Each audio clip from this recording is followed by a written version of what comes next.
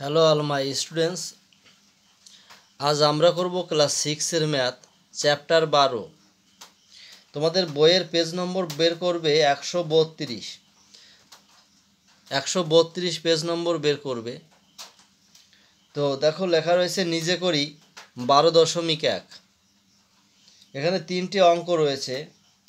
তো প্রথমে যে অঙ্কটি রয়েছে সেটিতে বলা হয়েছে কোন বৃহত্তম সংখ্যা দিয়ে 564 ও 630কে ভাগ করলে প্রতি ক্ষেত্রে 3 ভাগশেষ থাকবে তা হিসাব করি। তাহলে আমরা কি করব, প্রত্যেকের থেকে 3 বিয়োগ করে গসাগু করব। কেমন? তাহলে দেখো প্রথমে রয়েছে 564, লেখো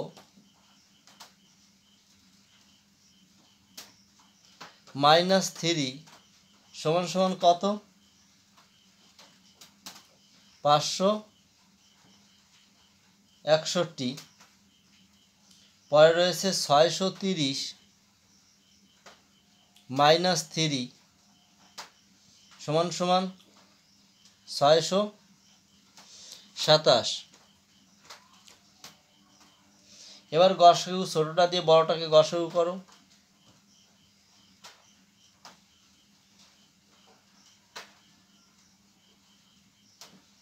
একবার দাও,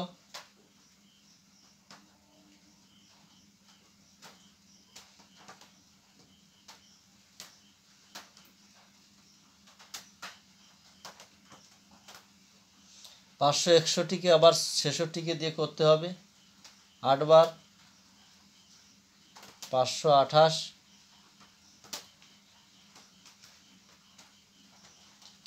এই 33 দিয়ে 66কে করতে হবে 2 বারে মিলে যাচ্ছে। তাহলে অতএব গসাগু কত? গসাগু আমরা পেলাম 33। তাহলে এটি উত্তর লিখবে। এই 33 উত্তর হলো। এবার 2 নম্বরে চলো। 2 নম্বরে বলেছে কোন বৃহত্তম সংখ্যা দিয়ে 78, 182 ও 195কে ভাগ করলে কোনো ভাগশেষ থাকবে না। তাহলে এটাকেও গসাগু করে দিতে হবে।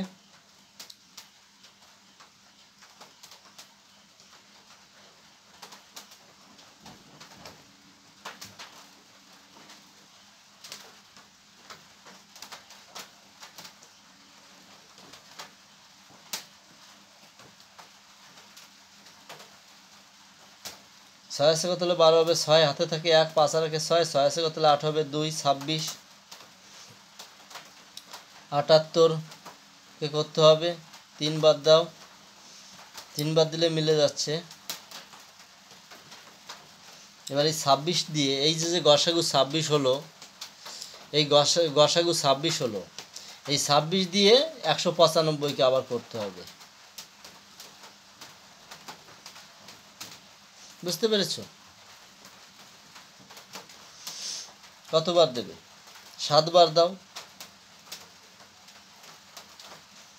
182 বিয়োগ করো। 2 আছে কত হলে 5 হবে 3, 8 আছে কত হলে 9 হবে 1, 13। 26কে করতে হবে 13 দুগুণ কত? 26 মিলে গেল। অতএব গসাগু কত পেলাম? 13। এটাই উত্তর।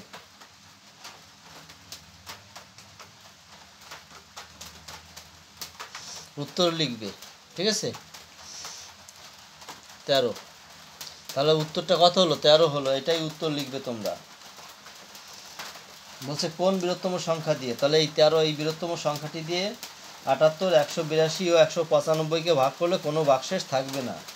এবার পরে 3 নম্বরের অঙ্কটি করব। 3 নম্বরের অঙ্কটিতে বলা হয়েছে মিলি 80 টাকা 50 পয়সায় কয়েকটি খাতা কিনলো। তার দাদা ওই একই রকমের আরও কয়েকটি খাতা কিনলো 57 টাকা 50 পয়সায়। প্রত্যেক খাতায় সবচেয়ে বেশি দাম কত ও ওই দামে মোট কতগুলো খাতা কেনা হয়েছিল? তাহলে লেখা শুরু করো। যে মিলি খাতা কিনেছে, লেখো মিলি খাতা কিনেছে সমান সমান কত? 80 টাকা 50 পয়সা সমান সমান, তাহলে এই টাকাকে পয়সা করতে গেলে 100 দিয়ে দেখো গুণ করতে হবে। 80কে 100 দিয়ে গুণ করলে 8-এর পরে 3খানা শূন্য হবে, আর তার সঙ্গে 50 যোগ করলে কত পাবো আমরা? 80 50 এত পয়সা। বুঝেছো কীভাবে করা হয়েছে? এই টাকাকে পয়সা করবে, এই পয়সা যোগ করবে, এই 50 পয়সা যোগ করলে এই 850 পয়সা হবে। ঠিক আছে, পয়সা করলাম। আবার লেখো মিলির দাদা খাতা কিনেছে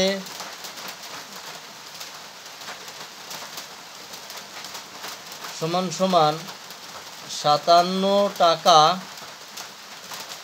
50 পয়সা, তাহলে সমান সমান 57 50 এত পয়সা। ঠিক আছে, এইবার গসাগু করে দাও। 57 50 দিয়ে আমাদের গসাগু করতে হবে।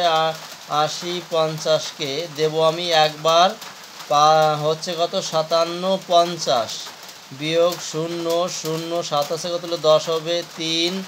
আচ্ছা, হাতে থাকে 1 5 আর 6 6 আছে কত হলে 8 হবে 2 2300 হলো। 2300 দিয়ে করব 57 50কে, তাহলে 2 বার দেব, 2 বার দিলে 4600 হবে।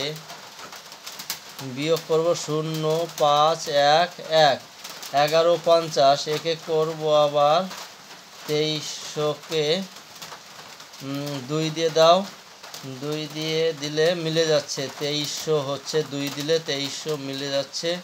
অতএব গসাগু লেখো, অতএব গসাগু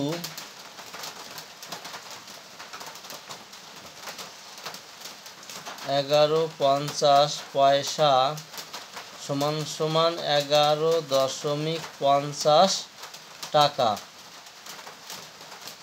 পয়সাকে টাকা করতে গেলে 100 দিয়ে ভাগ করতে হবে। এই যে পয়সাটা আমি টাকা করেছি 100 দিয়ে ভাগ করব, 100 দিয়ে ভাগ করলে দেখবে 11.50 টাকা পেয়ে যাবে। তাহলে দেখো মিলি খাতা কিনেছে, দেখো মিলি খাতা কিনেছে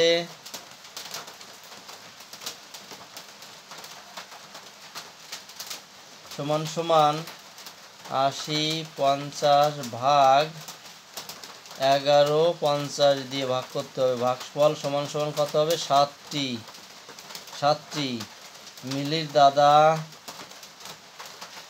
মিলির দাদা খাতা কিনেছে